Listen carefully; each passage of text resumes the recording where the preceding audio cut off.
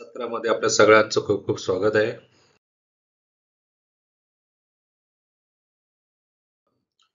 Fuel injection system मधील fuel tank या घटकाची माहिती पाहणार आहोत. या धड्याच्या शेवटी आपण हे जाणून घेऊ शकतो.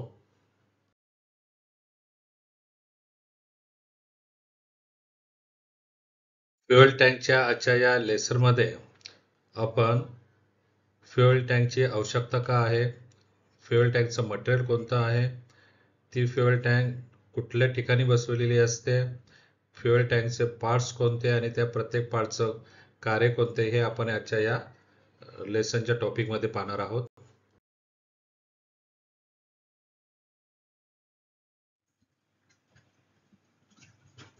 तर ही जी फ्युएल टँक आहे, ह्या फ्युएल टँकची जी आवश्यकता आहे ती आवश्यकता म्हणजेच जे इंजिन आपलं असतं हे इंजिन सतत चालू ठेवण्यासाठी आपल्याला फ्युएलची आवश्यकता असते आणि हे फ्युएल साठवण्याकरताच आपल्याला ह्या फ्युएल टँकची आवश्यकता दिलेली असते आणि त्यासाठी ही फ्युएल टँक आपल्या इंजिनवरती असते.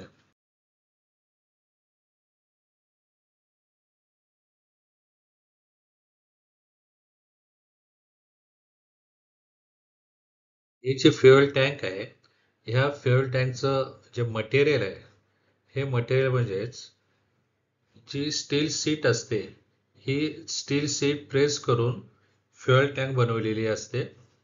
तसेच गॅलोनाइज माइल्ड स्टील या सीट पासून सुद्धा ही फ्युएल टँक बनवलेली असते. ही जी बनवलेली टँक आहे, ही टँक लिकेज होऊ नये म्हणून त्या टँकच्या जॉईंटला वेल्डिंग केलेले असतात. या टँकमध्ये गंज तयार होऊ नये म्हणून त्यांच्या आतील बाजूस लीड व टीन अलॉयचे कोटिंग केलेले असते, त्यामुळे आतल्या बाजूनी आपली ही टँक आहे ती गंजू शकत नाही.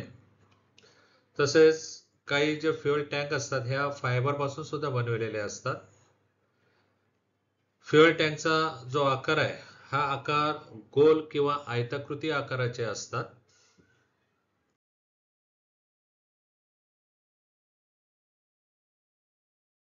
आता आपण पाहणार आहोत ते म्हणजे फ्युएल टँकचे लोकेशन.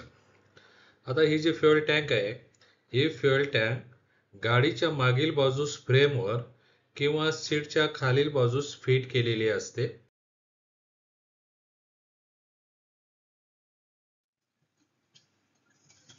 आता आपण पाहणार आहोत ते म्हणजे ही जी फ्युएल टँक आहे, ह्या फ्युएल टँकचे पार्ट्स कोणते कोणते आहेत. पहिलाच आहे तो म्हणजे फिलर नेक आणि फिलर कॅप. या ठिकाणी आकृतीमध्ये आपल्याला दिसते ही फिलर नेक आहे आणि ही आहे त्या फिलर नेक वरती कॅप, फिलर कॅप तिला म्हणतात. त्यानंतरच पार्ट्स आहे तो बॅफल्स किंवा बफेल्स, तर या ठिकाणी आपल्याला दिसतंय, याला बॅफल्स म्हणतात. दुसरं आहे ते फ्युएल गेज युनिट. या ठिकाणी आपल्याला हे गेज दिसतंय, हे फ्युएल गेज युनिट दिसतंय आपल्याला. त्यानंतर आहे सक्शन ट्यूब, त्यालाच फ्युएल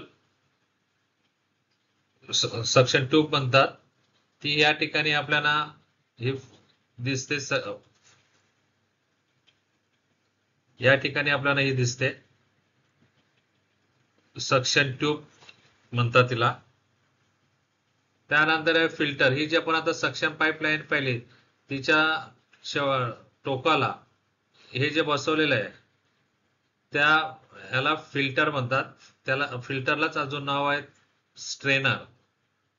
अशा पद्धतीने हे जे फ्युएल टँक आहे, फ्युएल टँकचे पार्ट्स आहेत. अजून या टँकच्या तळाला ड्रेन प्लग दिलेला असतो.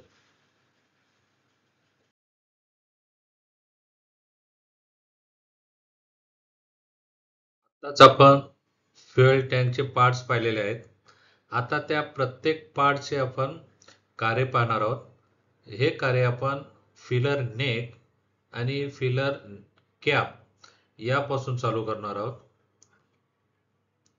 तर ही जी फ्युएल टँक आहे, ह्या फ्युएल टँक मध्ये डिझेल भरण्यासाठी टँकच्या वरील बाजूस पाईप जोडून फिलर नेक तयार केलेली असते. या ठिकाणी आपल्याला या आकृतीमध्ये हा जो पाईप आहे, हा पाईप या ठिकाणी दिसतोय फ्युएल टँकला जोडलेला. हा जो जोडलेला पाईप आहे त्यालाच हे फिलर नेक असे म्हणतात. आता ह्या जे फ्युएल टँक आहे, ह्या फ्युएल टँकचं किंवा हे फिलर नेक आहे, ह्या फिलर नेकचं तोंड बंद करण्यासाठी जी कॅप दिलेली आहे त्या कॅपला फिलर नेक कॅप असे म्हणतात. ही या ठिकाणी कॅप आपल्याला दिसते. या फिलर कॅपवर किंवा ही फिलर नेक आहे, ह्या नेक वरती एअर व्हेंट होल दिलेले असते आणि या एअर व्हेंट होलमुळेच जी फ्युएल टँक आहे त्या फ्युएल टँक मधील फ्युएल वरती वातावरणाचा दाब कायम राहू शकतो. जर ह्या फिलर कॅप मधील किंवा या फिलर नेक वरील वेंट होल जर चोकअप झाले तर या टँक मध्ये फ्युएलवर वातावरणाचा दाब राहणार नाही आणि तो दाब न राहिल्यामुळे फ्युएल पंपाकडे जो सप्लाय फ्युएलचा होणारा तो सप्लाय होणार नाही.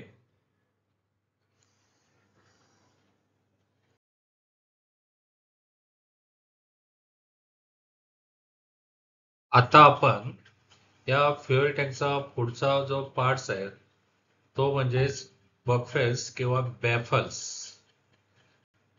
तर गाडी वळणावर वळत असताना किंवा खाच खळग्यातून जात असताना